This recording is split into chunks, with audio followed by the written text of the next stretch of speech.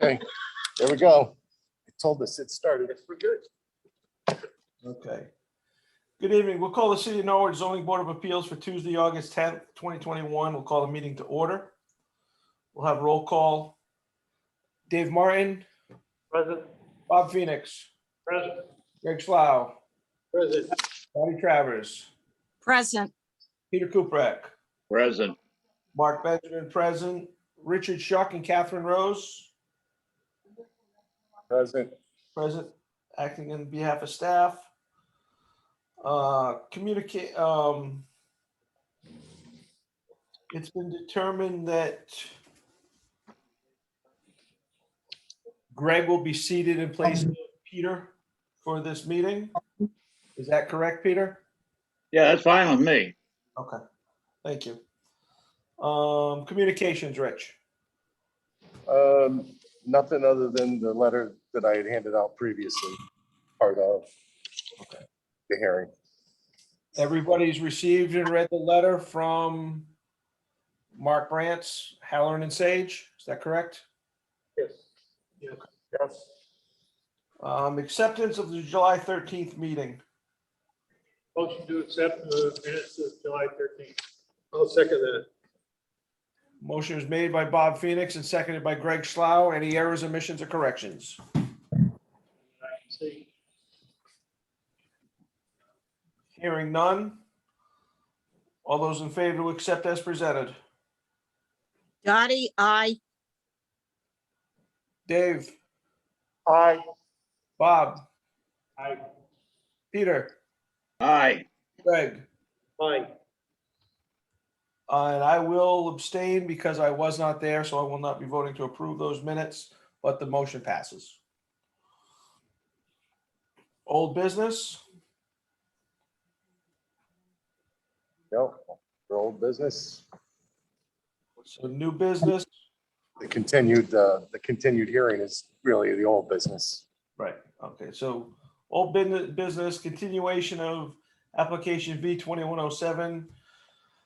Myrtle Drive property located off Myrtle Drive, Dominican Drive, and Wisconsin Avenue. Request for a variance to zoning regulations, section 4.1.1, conformity requirements to permit the use of property for development of up to 80 apartments in the business park zone. Property of the estate of Margaret Stanley, application of Alexander Gebby, Ever Real Properties LLC, assessors map 21, block 1, lots 5, 5.1, 5.2, and 5RD. Zone. Property is located off of Myrtle Drive, Dominican Drive, and Wisconsin Avenue.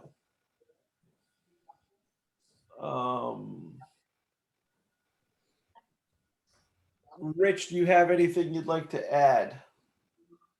No, other than the letter that I handed out last month.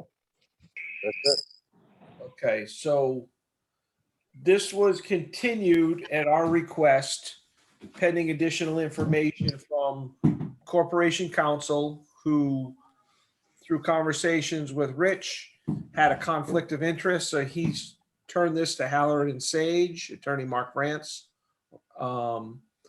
forwarded a letter to answer the questions that I had.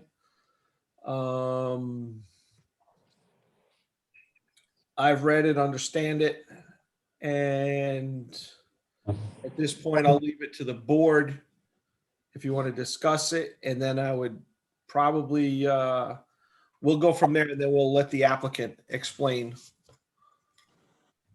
Mr. Chairman. Yeah. For clarity, I believe this hearing is at the point where we were asking for persons in favor, and then we were looking for persons opposed. And we had the opposition from the abutting property owner's attorney, and I think it is now our responsibility to listen to the response from Attorney Block.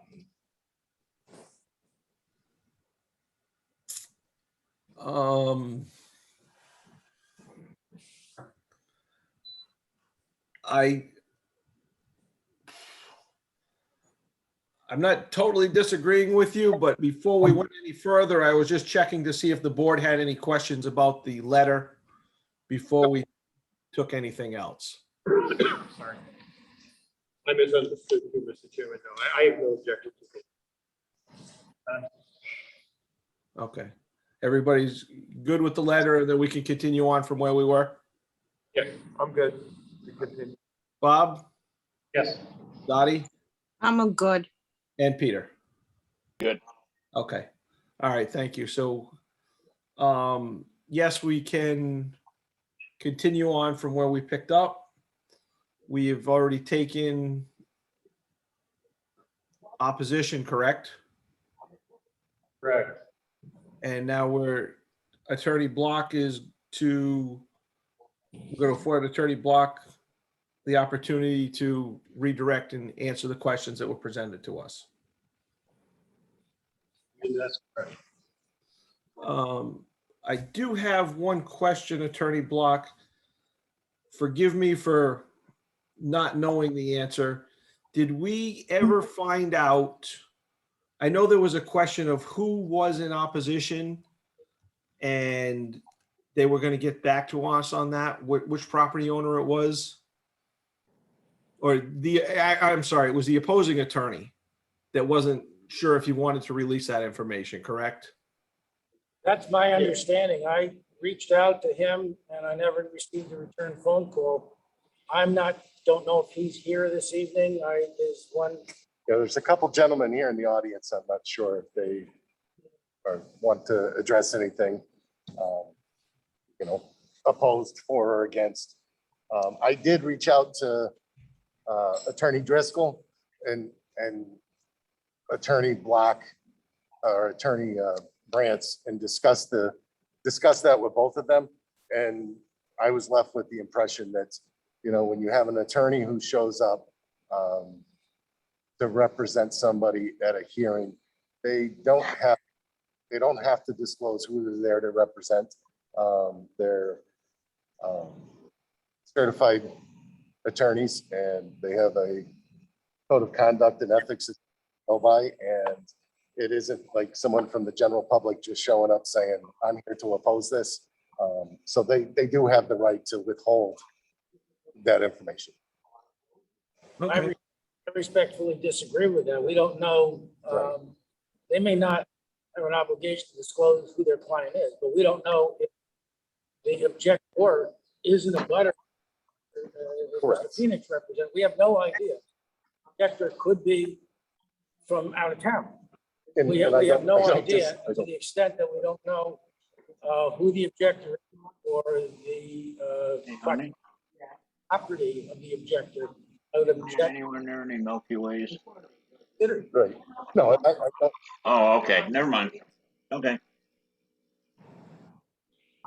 Okay. Thank you for both those opinions. Go relax. All right, so Get up and do it. we'll continue with Attorney Block though. Thank you. Thank you. As we discussed,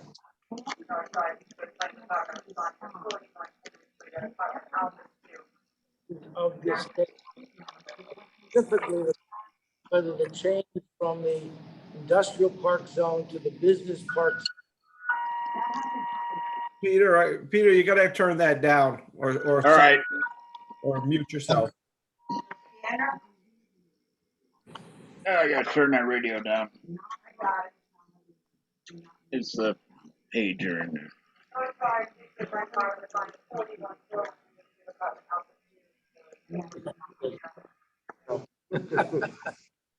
Sorry, guys.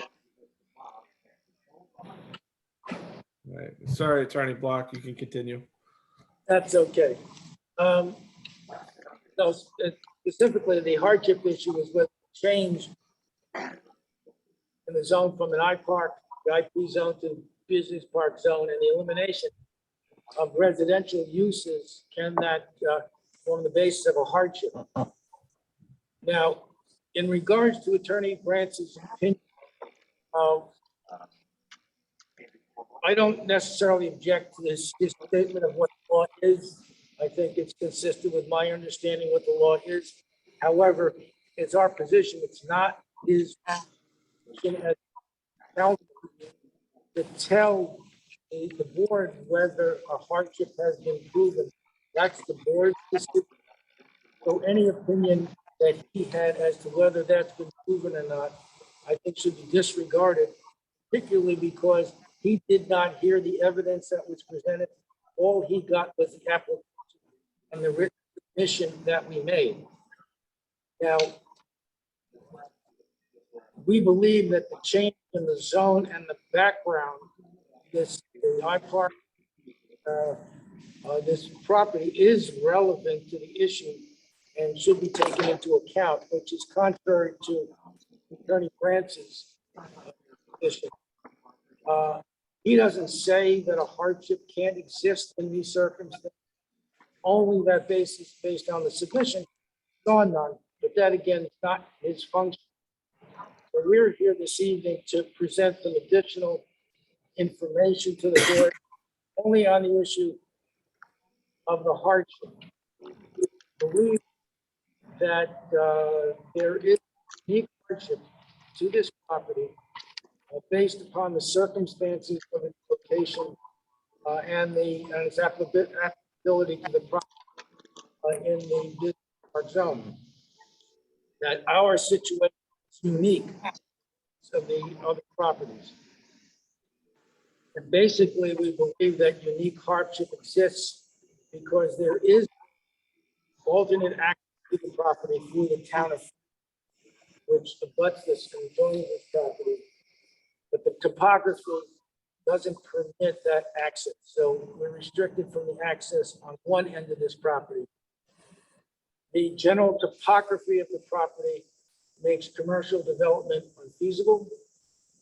Access to the property is through developed as residential streets through a residential area. And specifically, I'm referring to Dominican Drive, Myrtle Drive, and Oxford Drive. The history of the development, Canfield will discuss the commercial uses in the I-Park have been on the main roads, which are Wisconsin Avenue, Connecticut Avenue, and Stott Avenue. Besides side roads such as Myrtle, Dominican, and Oxford Drive and other roads have developed as residential in the park.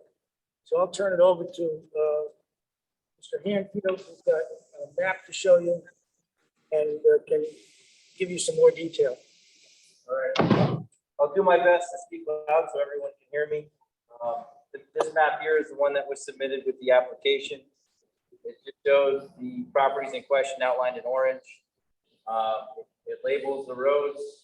So on the right side of the page here is Wisconsin Avenue. We have Oxford Drive off of Wisconsin Avenue. Then we have Myrtle Drive off of Oxford Drive, which is a dead end cul-de-sac. It also shows Dominican Drive, which is to the south of the FedEx building. And it labels the various developments that are off of those, off of Oxford Drive.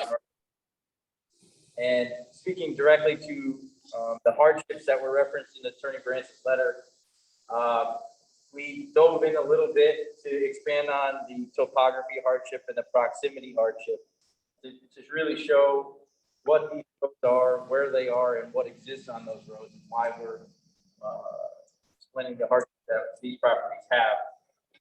So this first map, it's the same map, and what I overlaid on top of it was in yellow is Wisconsin Avenue, which would be your main commercial thoroughfare through the business park zone. Off of Wisconsin Avenue, off of Winnington Avenue, Stott Avenue, and Connecticut Avenue are your main commercial developed properties. So again, in yellow is the main thoroughfare of the business park or former industrial park. In blue, I highlighted Oxford Drive to pretty much establish what the nodes are into this development. So we have about 730 feet of a residentially constructed street, Oxford Drive, that has residential development on both sides and was built intently for those developments. Our properties have no frontage on Oxford Drive except for the very end. So at the end of Oxford Drive, 730 feet away from the main thoroughfare, we have our first opportunity of frontage or development for the subject property. So this main piece, which is a little over 37 acres, is 730 feet away and has 60 feet of frontage at that point. And we'll get into topography later. When we turn left onto Myrtle Drive, there's a short, it says name green dot underneath drive is also a green line you can't see. This has a distance from the main road of 900 feet.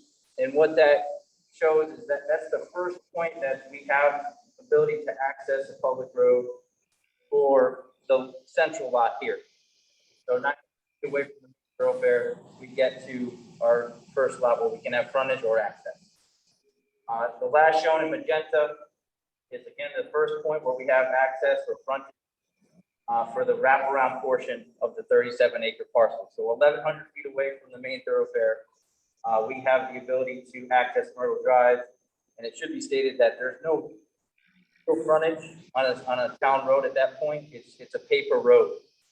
So this is actually privately owned. Myrtle Drive has a cul-de-sac here and would have to be extended to develop this portion. So that 1,100 feet would have to actually be longer just to get to this parcel.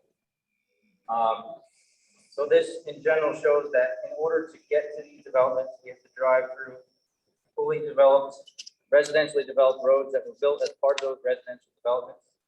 And if either of these were any of the uses that are allowed in the business park zone, they would have to drive through that residential neighborhood. There's no other way really to get there.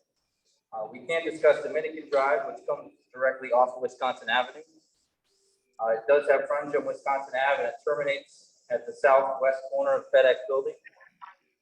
There is a little bit of frontage on the end of that cul-de-sac there. And it is technically accessible, but what I'll do is I'll go to the topography sheet. So there's a combination of proximity and topography hardships. So what I did is this is twice the scale zoomed in, and what I did is I brought in the 2016 LiDAR digital elevation model. So it's shown in colors, also shown are the contours or 1 foot contour elevation. So again, we have Wisconsin Avenue to the right, our main thoroughfare, Oxford Drive, 730 feet, out to this point here, 1,100 feet. And what you see, the colors designate elevation. So similar to how you see a mountainscape above. So everywhere in gray, up here, all the developed areas around Wisconsin Avenue are gray color. They're around elevation 300 to 350. And that continues through what's developed on Myrtle. As we get to the end of Myrtle, where that has no frontage, there's a little bit that's left up at about that general elevation. All portion of this lot is up at that developable elevation. But as you can see, as you work your way south, you get into tones of red and orange, meaning you're dropping 50 to 100 feet below the road. And as you get to the west towards the Yannick River, then you go through reds, oranges, greens. Now you're getting down into 150 to 100 feet of elevation. So you're talking 200 feet of elevation drop from when you go east to west across this property. So in reality, there's a big change in elevation. Change in elevation doesn't mean all that much for development. So we also have the topography. And these are 1 foot contours, and every 5 feet is in bold, so you can kind of see the changes in slope. Along Wisconsin Avenue, you'll see the developed properties are generally relatively flat. That's pretty typical for a commercial development with large parking lots, accessible, handicapped access. When you look at the residential development, changes in topography through the building of 8 to 10 feet. The residential buildings are more suited to changing the topography because we can build them into the topo much easier. They're smaller buildings, they have steps to access both levels. As you get around, we'll start with the property that has access off Dominican Drive. I said I referenced there is a small 40-foot section where we put that road. You see the dark shades, there's a very steep 10 to 20% slope through that area. It's actually like an 8 to 10 foot drop just off the edge of the road. and that slope continues down to a low point. So over the course of this property, there's about a 25 to 30-foot grade change. That exists directly where we have access to the only commercial road in the area.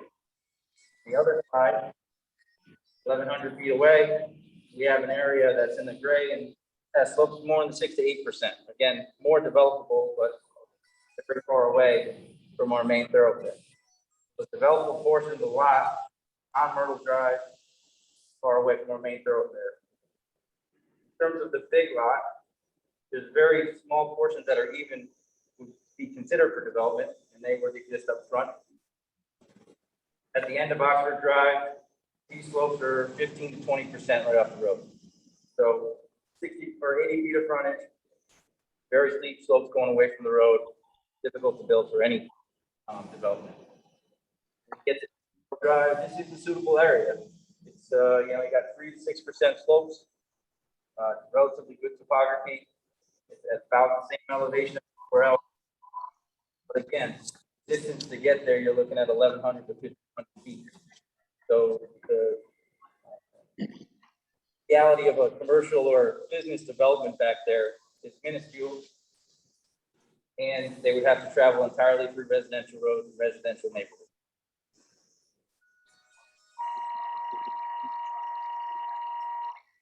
Proximity hardship and Good grief. Elaine, I got some.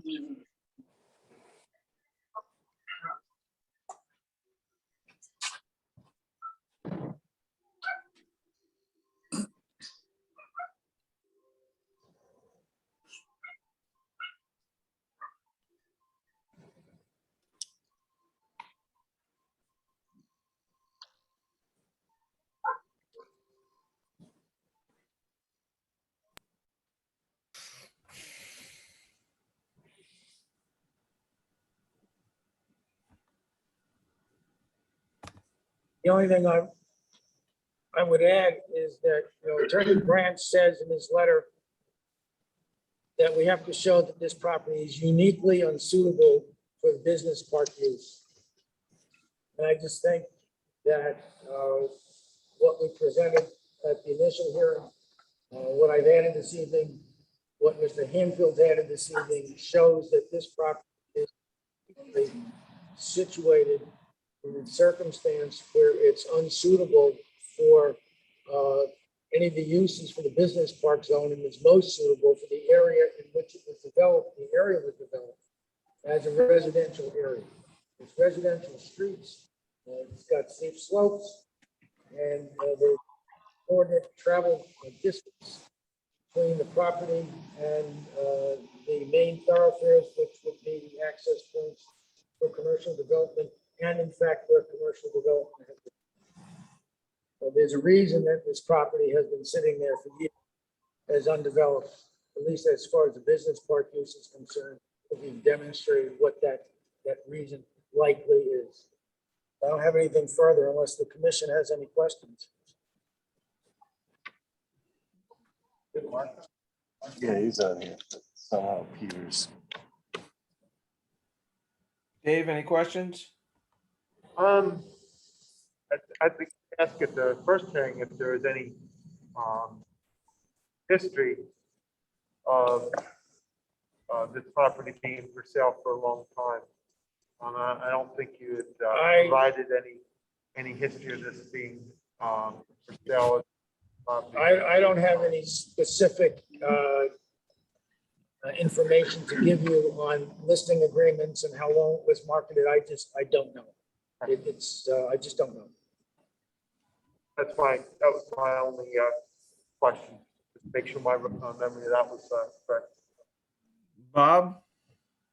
Yeah, to Attorney Block. Prior to the change from industrial zone to business, was there a mission on the city plan approval for previous residential development of this property It's, that you know of?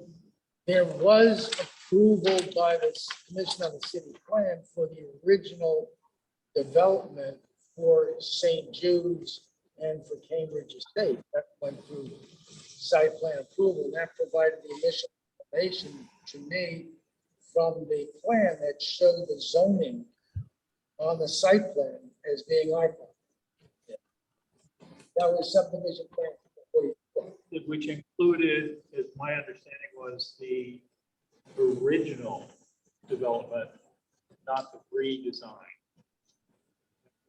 I believe your correct. Part of this map. Here's St. Jude's. FedEx, there was proposed. That was the proposal. Right, that was never built. Correct, but it was It proposed was to the city proposed, plan. yes. Right. Yes, That's my. yeah, it was approved for residential at that time, never built. that was my- Thank you. So what they were looking at was part of the subdivision map that showed a proposed development on the property they're discussing. A residential development? It was, it's this piece in here, Mr. Benjamin. Okay, Piece behind FedEx. This It says, building, It says a concept, C site development plan. There was a site development plan for this additional residential use that was proposed about the time or after the time of the original St. Jude's common.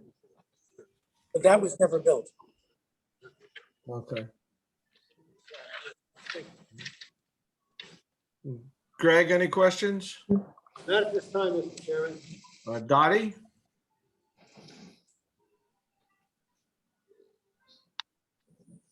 Dottie, any questions?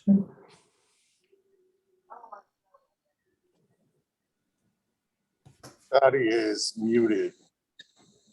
Okay.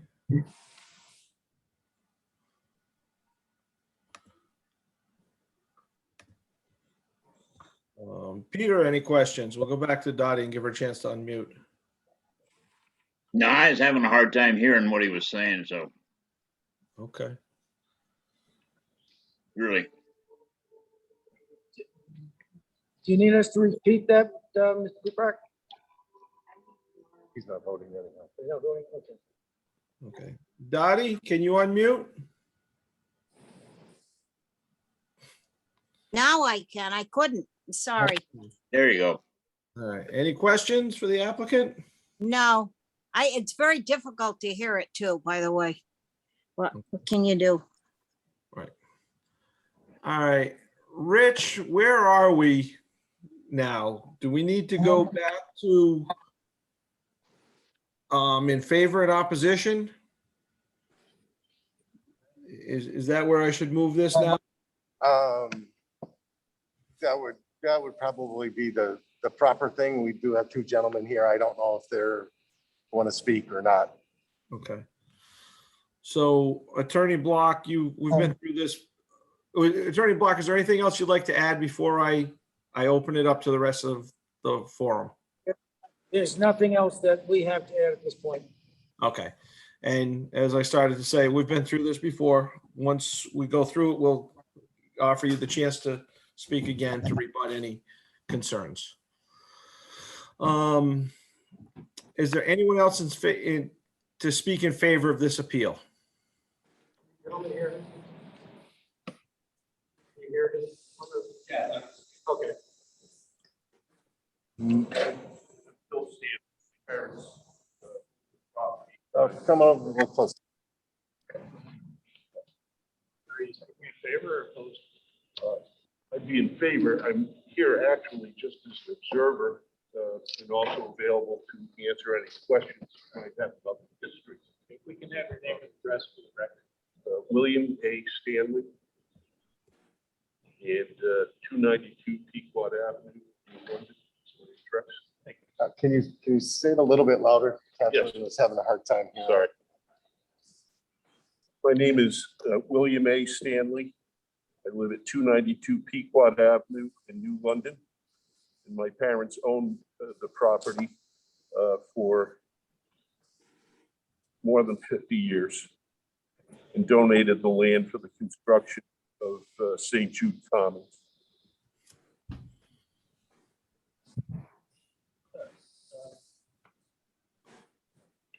it's, I guess in regard to development of this property, you have no objections, so that would make it in favor. Do you have any comments to either Attorney Block? Help influence our decision. No, no questions, just that my father, as I mentioned, and my mother donated the property for the construction of St. Jude Common, and wouldn't want to do anything to hinder the operation. However, at no time do I think it was his intention to block the sale and use of this property, which, as I said, they had owned for more than 50 years, and which has been for sale now for well over a decade. So we would be. Thank you. Thank you, Mr. Stanley. Thank you. How are the Yankees doing, Bill?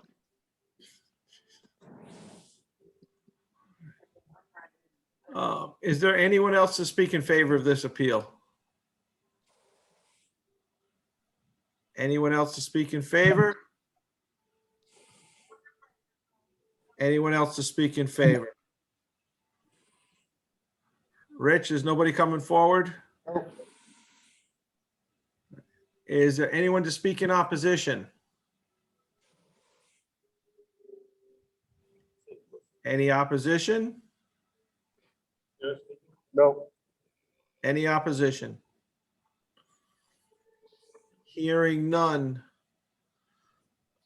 Attorney Block, is there anything else you'd like to add? Nothing else, Mr. Chairman. Thank you. Does any board member have any additional questions for the applicant?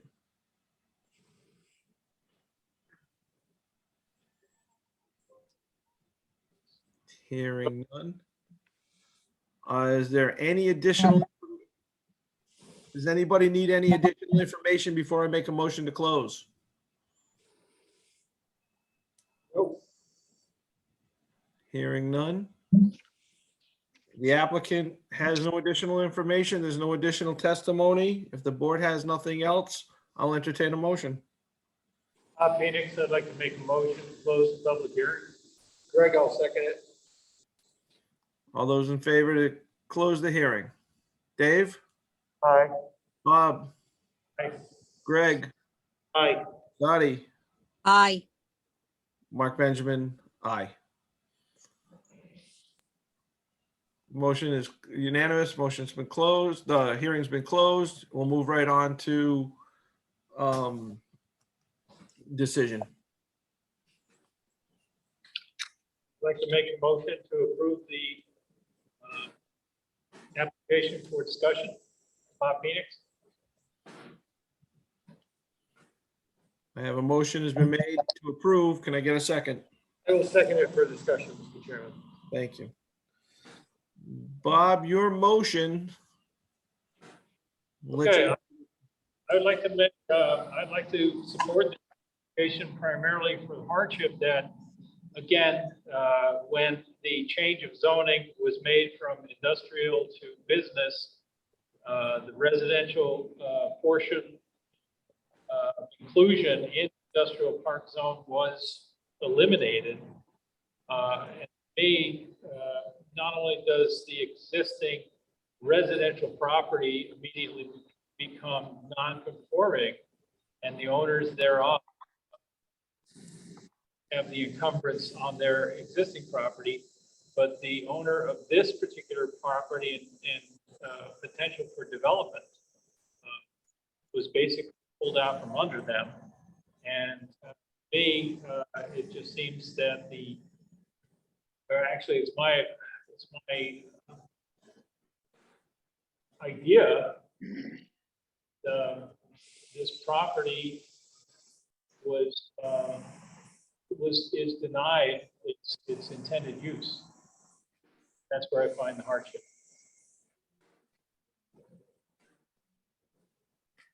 Greg, it was your second. Anything you'd like to add?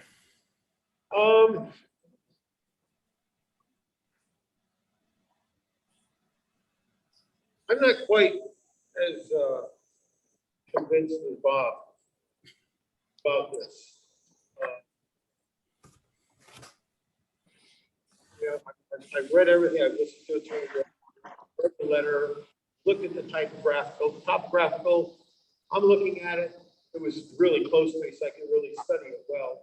I'm not seeing major dips in the property, I'm seeing 50 feet over a good distance where it could be built commercially that way. Yes, towards the end of it, you can see it really drop down to over 100 feet. But that was towards the backside along the Franklin Town line. I didn't really see anything major from the front where they were talking about building and going back. So I'm not 100% sure yet. I'm still mulling things through my head. Dottie, No, I don't know.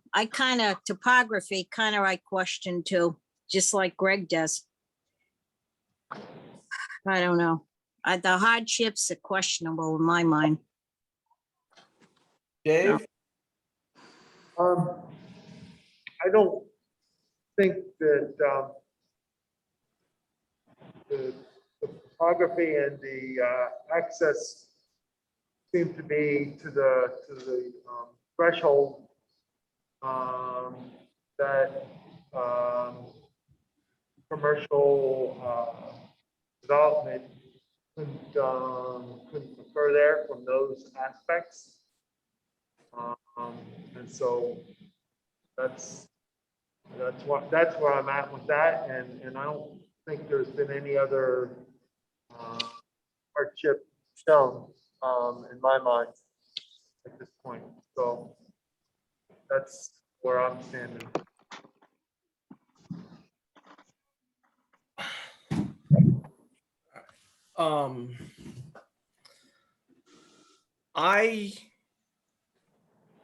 I can understand the points the applicants made. I'm sorry, Dottie, were you going to say something? No. I can understand the points the applicant has made, but I really am struggling with permitting more residential use in the limited property that we have zoned for business development. I don't believe that converting that to residential is in the best interest in the city of Norwich. I just don't see it. I don't think we have enough commercial property available, and it's not ideal for commercial. I'll be the first to admit it with the topography and stuff. But Norwich isn't an ideal city to build. It's topographically hills and rock everywhere. And I think we're giving away too much by allowing this to get converted to residential. I just don't see that. No, this is not a perfect 40-acre flat airport just waiting to get built on, but that's what Norwich has.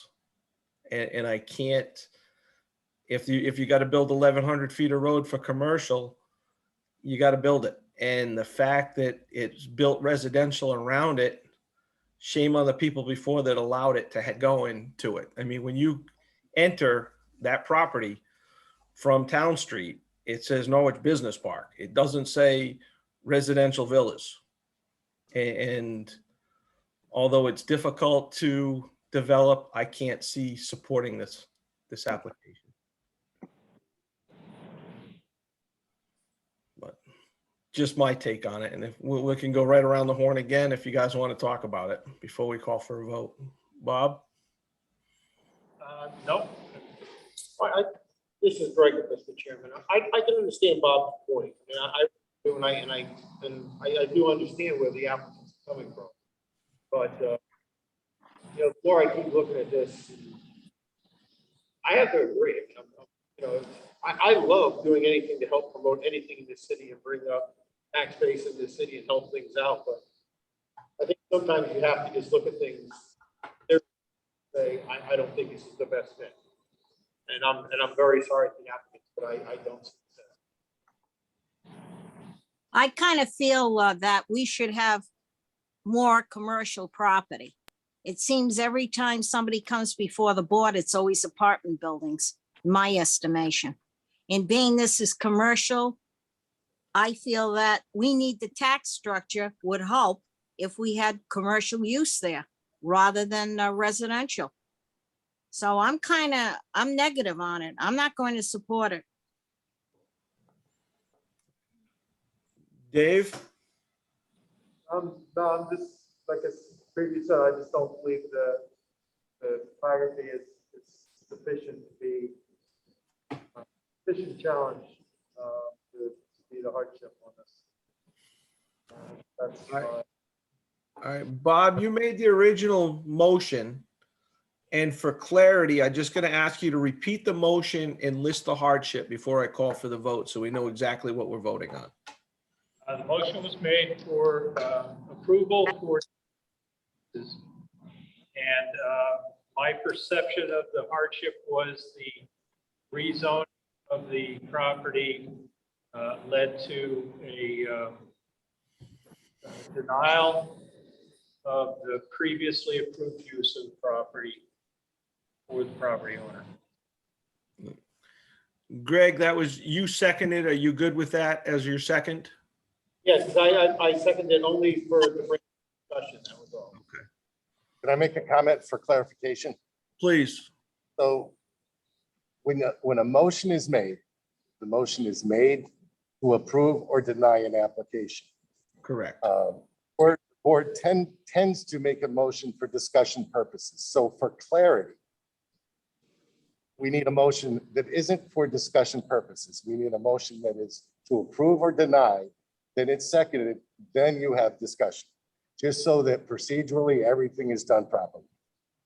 Because Okay, I make if a you guys, okay, Richard, I make a motion that we deny the applicant. We have got the motion on the floor first. I just want clarity for procedural purposes, because if you vote on Bob's motion for discussion purposes, technically you're not voting on the application.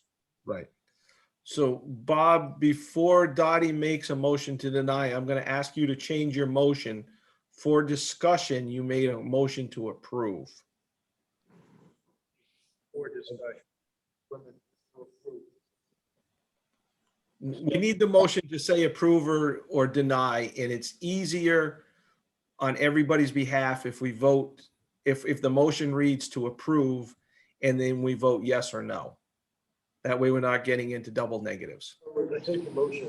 Okay, so I'm going to amend my motion. Correct. All right. Based on the discussion of the staff, I will amend my motion to deny the application. You gotta go back to the original. that isn't what he asked. Oh, that would be, you can do that, can you? Well, the Completely problem change. is, if you make it that way, it makes it harder to make it clear what we're voting on. For the denial of the application. Okay, let's vote on Bob's first motion, which was for discussion, and then let somebody make a new motion on the application. Okay. All those in favor to approve a motion to discuss this application? We are only voting to discuss this application. We are not voting, we are officially not moving, taking action on it. So all those in favor to approve, discuss this application? Bob, Yeah, aye, sorry. Greg, Aye. Dave, Aye. Dottie? Aye for discussion only. Correct. Mark Benjamin, aye. Unanimous motion has been approved to discuss. So now we have discussed the motion, and I am going to make a motion to approve this application based on the hardship of the topography and the way that the property has changed hands and has been the way the deed and the zoning has changed since 1977. I second that. Thank you. Now for discussion, although I have made a motion to approve, I've already expressed my opinion that I will not be supporting this. No, this is Dottie, and I made a motion earlier that I will not support it either. So all those in favor to approve this motion, to allow the motion to move forward and pass? Is there any questions before I call the vote? Dave, are you clear? I'm clear. Bob, Yes. Greg, Yep. Dottie? Yes, Motion has been made and seconded to approve this motion to pass the to pass the appeal. Calling for a vote. Dave, I do not, no, deny. Bob, No. Greg, No. Dottie, no, Mark Benjamin, Chairman, no. It's unanimous. The motion has failed. Yep. Does that help, Rich? Yeah, that is clear. Thank you.